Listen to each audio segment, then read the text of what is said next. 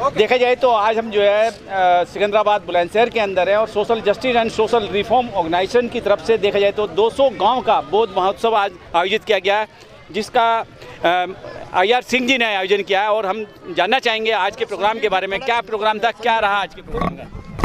आज का प्रोग्राम पूरी तरह सफल था और हमने अपने लोगों को संदेश दिया है कि हमारा अगला प्रोग्राम इसी जगह पे 29 मई 2022 को होगा और उससे अगला प्रोग्राम 29 नवंबर संडे को इसी जगह पर किया जाएगा 2022 के अंदर। और लोगों में, भारत में यानी कि विश्व में सबसे ज़्यादा तेज़ी से भगवान बुद्ध का, तथागत का धम्म फैल रहा है और बड़ी मजबूती के साथ फैल रहा है।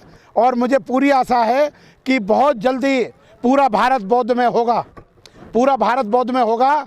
और दूसरी सबसे महत्वपूर्ण बात है कि लोग उत्साहित हैं, उनके अंदर पूरी तरह जुनून है। और मेरा आपको संदेश ये है कि दुनिया की कोई भी ताकत बौद्ध धर्म को फैलने से नहीं रोक सकती, जैसे कि हिमालय से गिरने वाली धारा को दुनिया की कोई भी ताकत समुद्र में मिलने से नहीं रोक सकती है। तरीके से देखा जाए आज आपने सामाजिक समता, लोक कल्याण में, विश्व में शांति हेतु बौद्ध धर्म का ये आयोजन किया, क्या आपको लगता है कि इन आयोजनों से क्या बुद्धिस्ट लोगों की संख्या बढ़ेगी देश के अंदर? मेरा आपको जवाब ये है कि जब तक दीपक जलेगा नहीं तो उसका प्रकाश नहीं फैलेगा, उसका उजाला नहीं फैलेगा। इसलिए भगवान बुद्ध के धम्म का प्रचार होना चाहिए और प्रचार की शक्ति फौज की शक्ति से ज़्यादा शक्तिशाली होती है।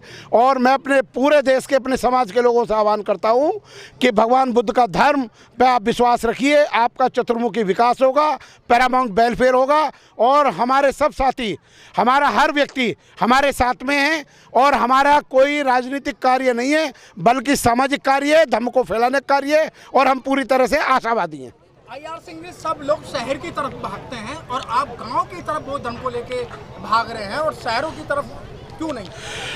मेरा आपको जवाब यह है कि समुद्र में बारिश होना बेकार है, खिलाए हुए व्यक्ति को खाना खिलाना बेकार है और रोगी को दवा की आवश्यकता होती है। सबसे ज़्यादा जुल्म, सितम, अन्याय, शोषण हमारे ग्रामीण एरिया में होता है। तो इसको रोकने की एकमात्र एंटीडोट जो मतलब औषधि है वो भगवान बुद्ध का, तथागत गौतम बुद्ध का धम्म है। इसकी यहाँ पे आवश्यकता है क्योंकि हर व्यक्ति, और मैं ये कहना चाहूँगा उत्तर प्रदेश की, राजस्थान की, हरियाणा की भूमि पूरी तरह उपजाऊ है। हमें पूरा विश्वास है कि विश्व में आज भारत में सबसे अधिक और धर्मों की तुलना में 10 गुना अधिक हमारा तथागत गौतम बुद्ध का धम्म फैल रहा है। ये वैज्ञानिक धर्म है। IR सिंह जी, जिस तरीके से आज मैं सीधी बात करूं, आज पूरे देश के अंदर लाखों संगठन हैं।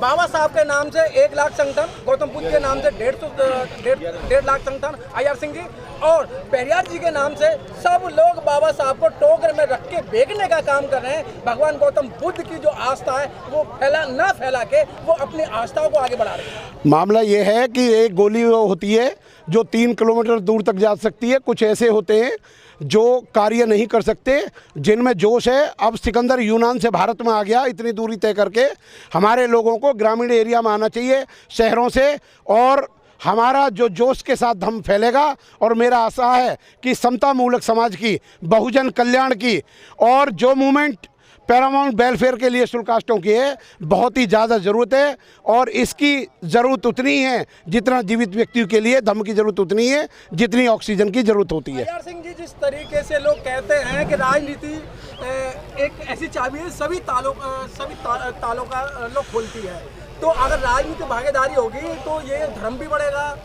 और जो हमारे बाबा साहब की बात है वो मिशन भी आगे बढ़ेगा। तो क्या लगता है राजनीति? सामाजिक एकता के बिना कभी भी राजनीति सत्ता नहीं प्राप्त की जा सकती। धम्म के बिना किसी भी हालात में हम पूरी तरह राजनीति में मजबूत नहीं हो सकते। आज बीजेपी गवर्नमेंट ने जो सत्ता हासिल की है वो धर्म के सहारे की है और हमारे लोगों को धर्म के महत्व को समझना चाहिए। और इस देश के अंदर धम्म की हमें बहुत ज़्यादा ज़रूरत है और ये समाज को पूरी तरह से मजबूत, योग्य और काबिल बनाता है। और धर्म के बिना हमारी राजनीति ज़्यादा स्थिर नहीं रह सकती। और मैं आपको ये कहना चाहता हूँ, जो हमारा सामाजिक मिशन है, सामाजिक मिशन सत्ता से बहुत ज़्यादा आवश्यक है क्योंकि यही हम लोगों को जीवित रखता है। IR सिंह जी, जिस तरीके से 14 अक्टूबर 1956 को बाबा साहब ने जो है धम्म दीक्षा दे के करोड़ों लोगों को बुद्धिस्ट बनाने का काम किया, लेकिन 6 दिसंबर 1956 को बाबा साहब के परिनिर्वाण होने के बाद में इस देश के जो पूंजीपति थे, चाहे वो खैतान हो, डालमिया हो या बिरला हो या देश के प्रधानमंत्री जवाहरलाल नेहरू रहे, उन्होंने कहीं ना कहीं देश को हिंदू राष्ट्र बनाने का काम किया। तो कैसे आप उन लोगों से ये मुकाबला कर पाएंगे? बाबा साहब डॉक्टर अम्बेडकर की जो बुक है दी पार्टीशन ऑफ हिंदुस्तान, उसमें लिखा है पेज नंबर 358 में कि देश में हर कीमत पे हिंदू धर्म को रोकना है। अगर हिंदू धर्म ना रोका गया तो तबाही आ जाएगी, असमानता फैल जाएगी और सरकारी संस्थानों को प्राइवेट कर दिया जाएगा और लोगों का शोषण होगा और ठेकेदारी प्रथा में लोग डूब के मर जाएंगे। इसलिए केवल हर तरह से संविधान का पालन करने के लिए हमें धर्म की ज़रूरत है, सामाजिक मजबूती की ज़रूरत है। और दूसरा मैं आपको ये बताना चाहता हूँ कि हमारे जितने भी लोग पैदा हुए हैं, जो भी लोग हुए हैं, देखिए कार्ल मार्क्स की मौत के समय कुल 12 आदमी थे, 16-17 आदमी थे। और इसके अलावा गुरु नानक ने जब सिख धर्म फैलाया, उनके गोविंद सिंह ने, उनके 5 शिष्यों ने पूरे देश के अंदर विश्व में सिख धर्म कनाडा वगैरह में सब जगह फैलाया। लेकिन जब बाबा साहब की मृत्यु हुई तो लगभग 10 लाख आदमी थे। उन्होंने ईमानदारी से, मेहनत से काम नहीं करा। और मैं आपको बता दूं कि जब हौसला बना लिया है ऊंची उड़ान का तो कद नापना बेफजूल है आसमान का, है नहीं।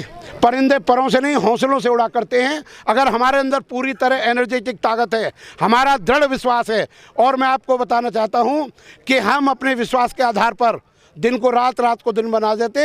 ये धर्म का सबसे बड़ा काम है कि आशावादी बनाता है। ये धर्म हमें सूर्य के उगने से पहले उठाता है, और जो धर्म आपको सूर्य के उगने के बाद उठते हैं, ऐसे लोग बर्बाद हो जाते हैं, उनका विनाश हो जाता है।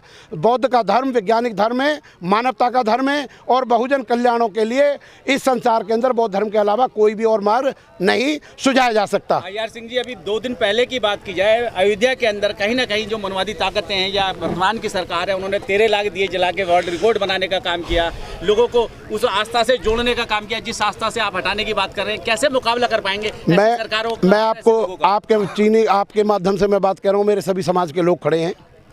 हमारे जो आदिवासी भाई हैं, जो दलित शेड्यूल कास्ट भाई हैं, जो इनका अज्ञानता का या जो लोग समाज में गैर वैज्ञानिक कल्चर का विरोध करते थे, उन लोगों ने उनकी यज्ञों को भंग करने वाले लोगों को भंगी समाज के नाम से एक विशेषण दिया गया, जो उनमें मतलब उनका ब्राह्मणवाद को रोकते थे। उनको जो भंग करते थे उनकी संस्था को, उनको भंगी समाज से कहा गया। हमारा सब खून एक है, और जिस प्रकार पानी को पानी में मिलने में कोई देर नहीं लग सकती, उसी प्रकार भारत के सभी शेड्यूल कास्टों को आपस में मिलने में कोई देर नहीं लगेगी। और मैं दूसरा आपको बताना चाहता हूँ, अयोध्या का एक अर्थ यह है कि जहाँ पर कोई योद्धा ना हो।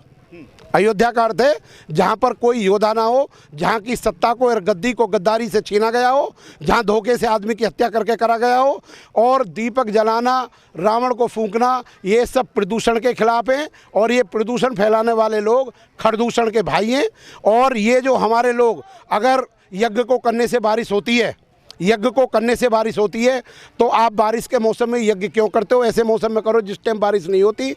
आपको मैं बता दूं, भगवान बुद्ध का एक ही वो है, भगवान बुद्ध का एक ही संदेश है कि पहले हर बात को अपनी तर्क और बुद्धि की कसौटी पर अगर तर्क सही उतरती हो तो मानो, और हिरगिज ना मानो जो बात आपकी तर्क और बुद्धि की कसौटी पर सही ना उतरती हो।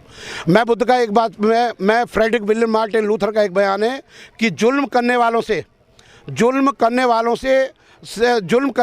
जुल्म सहने वाला ज़्यादा गुनहगार होता है, और जो आदमी जुल्म का विरोध नहीं कर पाता वो लोग हमेशा गुलाम हो जाते हैं। और भगवान बुद्ध ने गुलामी संसार में सबसे पहले ख़त्म करी थी। और दीपक जलाने से कुछ नहीं होता, दीपक अपना मन का जलाइए। भगवान बुद्ध का जो धम्म है वो मन के दीपक को जलाता है, मनुष्य को आशावान बनाता है। और तथागत गौतम बुद्ध का एक ही संदेश है कि जब कोई नव तरुण बौद्ध धर्म में आ जाता है तो इस संसार को ऐसे प्रकाशित करता है जैसे बादलों से मुक्त होकर चंद्रमा इस संसार को प्रकाश देता है। आप जनाब, आप हिंदू राष्ट्र पूरा देश जो है इस वक्त जो मौजूदा सरकार है वह लगातार हिंदू राष्ट्र बनाने की कवायद में है। अगर हिंदू राष्ट्र बनता है तो क्या नुकसान और फायदा होगा? देखिए, अगर हिंदू राष्ट्र भारत में स्थापित होता है तो शेड्यूल कास्टों की नस्लें कम से कम 100 साल पीछे चली जाएंगी, गुलामी आ जाएगी, तबाही आ जाएगी। और मैं कहता हूं कि इनके जितने भी सरकारी नौकरी हैं, हिंदू राष्ट्र का आने का मतलब यह है कि बाबा साहब डॉक्टर अम्बेडकर का संविधान नहीं रहेगा। बाबा साहब डॉक्टर अम्बेडकर का अगर संविधान नहीं रहेगा तो देश में समतामूलक समाज की स्थापना नहीं हो पाएगी, और देश के अंदर सांप्रदायिक दंगे होंगे, महिलाओं पर अत्याचार होंगे, और दूसरा हमारे लोगों पर जुल्म, सितम, अन्याय और शोषण होगा। तो हिंदू राष्ट्र बनने से पहली बात तो इंटरनेशनल लेवल पर इस देश की गरिमा खत्म होती है, देश की एकता अखंडता को खतरा पैदा होता है। और आपको मैं बता दूं, जहां शुल्काष्टों पर अत्याचार होता है वहीं पर महिलाओं पर अत्याचार होता है, जहां महिलाओं पर अत्याचार होता है वहीं हिंदू और मुस्लिमों के दंगे होते हैं। हमने हर कीमत पर देश की एकता और अखंडता को बना के रखना है। और दूसरी बात यह है कि हम लोग जो है, हमारा पूरा प्रयास है कि कोई हिंदू राष्ट्र नहीं है, भारत है। और हमारे लोगों को मेरा संदेश ये है कि भारत को हिंदुस्तान कहना बंद करना चाहिए। और दूसरा मेरा संदेश ये है कि इन्होंने राम राम ना कह के बल्कि जय भीम नमो बुद्धा कहना चाहिए राम राम की जगह। ये मेरा संदेश अपने देश के बाद। बहुत बहुत धन्यवाद। Thank you very much. मैं सभी टीवी चैनल वालों का स्वागत करता हूँ। Thank you very much. Thank you very much.